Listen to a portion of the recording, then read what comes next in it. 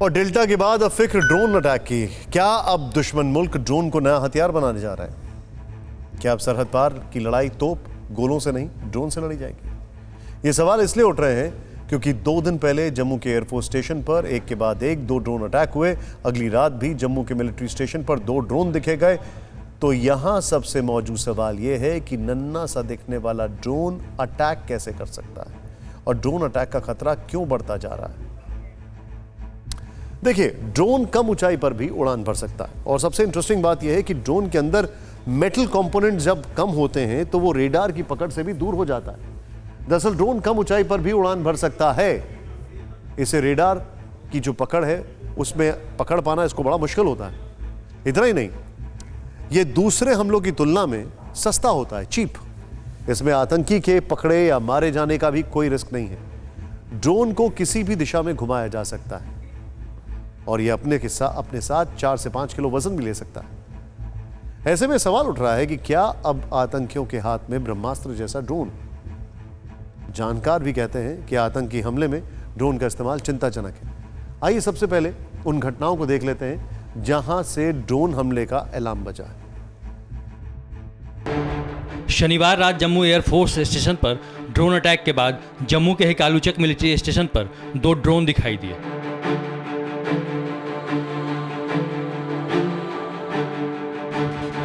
सेना के मुताबिक यहां पहला ड्रोन रविवार रात 11:45 पर नजर आया और दूसरा ड्रोन 2:40 पर देखा गया। ड्रोन को देखते ही सेना के जवानों ने 20 से 25 राउंड फायरिंग की।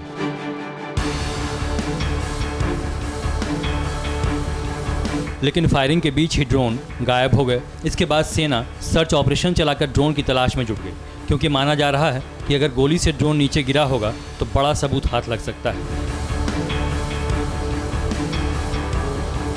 इसके लिए कैंप के भीतर और आसपास के इलाकों में तलाशी अभियान शुरू किया गया। हर आने जाने वाली गाड़ियों की भी जांच की गई।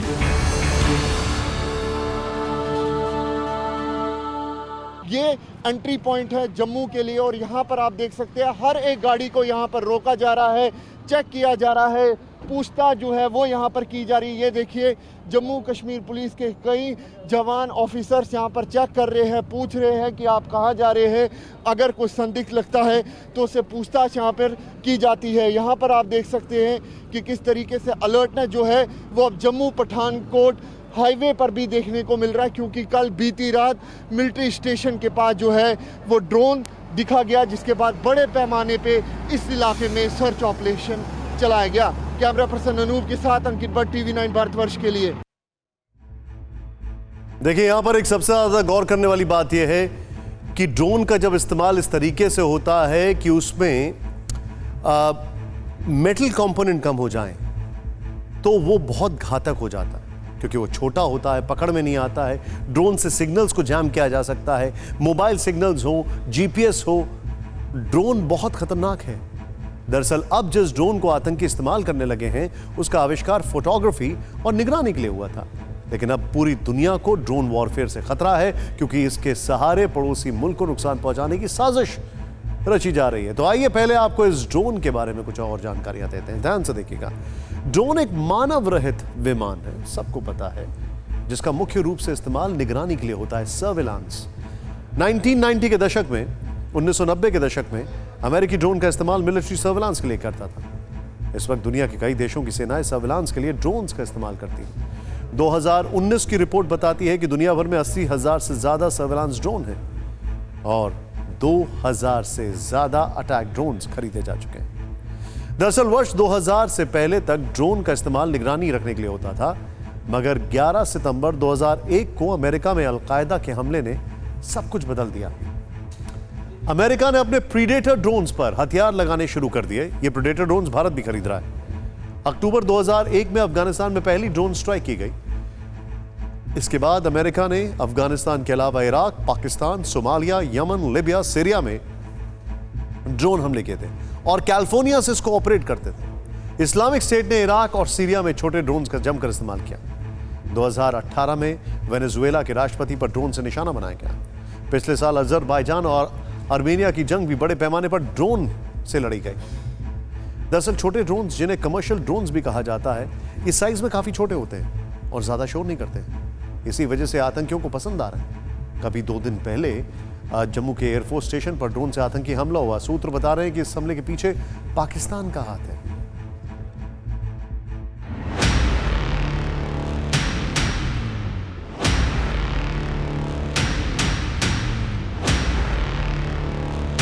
तारीख 26 जून, जगह जम्मू एयरबेस स्टेशन। शनिवार रविवार की दरमियानी रात जम्मू एयरफोर्स स्टेशन पर ड्रोन से 2 धमाके हुए।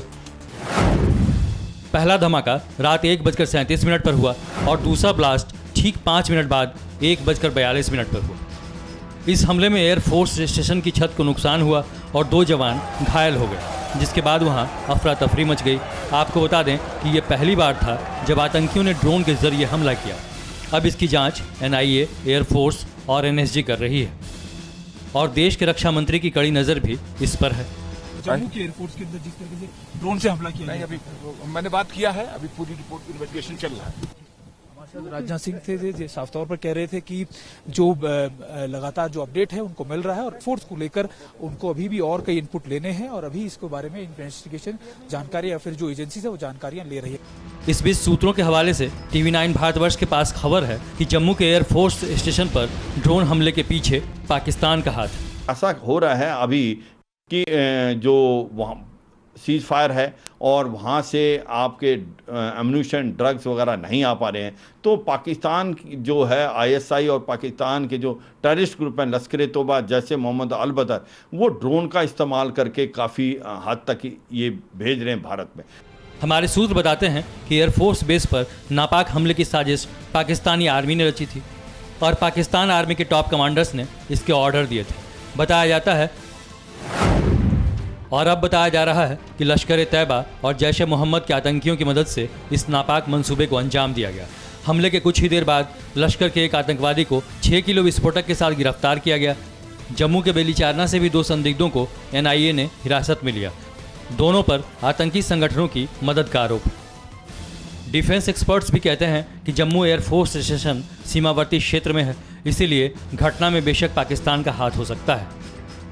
हमारे सूत्र हमें बताते हैं कि एयरफोर्स स्टेशन पर नापाक साजिश यानी हमले की नापाक साजिश रचने के पीछे सीधे तौर पर पाकिस्तान आर्मी का हाथ है। पाकिस्तान आर्मी के टॉप कमांडर्स ने ही इसके आदेश दिए थे और उन्हीं के ऑर्डर के बाद ये साजिश पूरी तरीके से रची गई। महत्वपूर्ण यह है कि लगातार इस साजिश को रचने के लिए LOC के पास के इलाके को चुना गया और ये दोनों ड्रोन्स को जम्मू के पास LOC से ही यानी मंगला के इलाके से ही उड़ान भराई गई, जहां से इन्होंने इस अटैक को अंजाम दिया।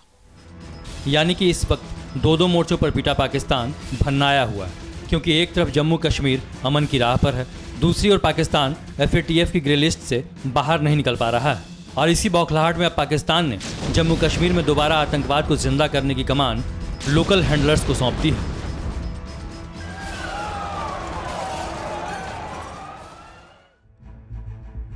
ड्रोन अटैक कोई नई बात नहीं है। 4-5 साल से इस तकनीक का ज्यादा इस्तेमाल हो रहा है। राजस्थान, गुजरात और पंजाब में ड्रोन के जरिए हथियार और ड्रग्स तो पहले भी आते थे। बीते 8 जून को भी जम्मू कश्मीर से में ड्रोन से आई ड्रग्स पकड़ी गई। हालांकि ड्रोन से निपटने के मामले में शूट टू किल का SOP अपनाया जाता है। इसके लिए अमेरिका और इजराइल मिसाइलों का इस्तेमाल भी करते हैं। भारत भी ड्रोन के हमले रोकने में पूरी तरह सक्षम है। आइए एक्सपर्ट से जानते हैं कि भारत के पास कौन सा एंटी ड्रोन सिस्टम है। जो लीड एजेंसी है ड्रोन काउंटरिंग ड्रोन के लिए या ड्रोन को मॉनिटर करने के लिए वो भारतीय वायुसेना है और इसकी जो बना रहे हैं SOP वो भी भारतीय वायुसेना द्वारा ही लेड है। नई पॉलिसी बन रही है, वो बहुत ही स्ट्रिंजेंट बन रही है और वो अभी कुछ ही दिनों में शायद वो उसको बाहर निकाला जाएगा। लेकिन पुराने जो पॉलिसीज और प्रोसीजर्स हैं उसमें कई एरियाज हैं जहां पे बैन किया जाता है ऐसे ड्रोन का इस्तेमाल करना, और ना ये एयरपोर्ट्स, एयर बेसेस, सिविल हो चाहे मिलिट्री, वहां पे इसका इस्तेमाल बैन है। बेसिकली ये 200 से 250 ग्राम तक लोड उठा सकता है, इससे ज़्यादा ये ड्रोन वेट नहीं उठा सकता है बिल्कुल भी। अगर हम बात करें ज़्यादा वेट्स के लिए तो उसके लिए दूसरे ड्रोन्स अवेलेबल हैं, वो कमर्शियल यूज़ के लिए यूज़ होते हैं, लाइक स्पाइडर ड्रोन, वो 1 से 1.5 किलो तक का वेट उठा सकते हैं। पर अगर बात करें हम इंडिया की, तो इंडिया में बेसिकली जो ड्रोन यूज़ होते हैं वो मैक्सिमम यही ड्रोन। अड़ी सोमवार से शुक्रवार शाम 6 बजे सिर्फ TV9 भारतवर्ष पर।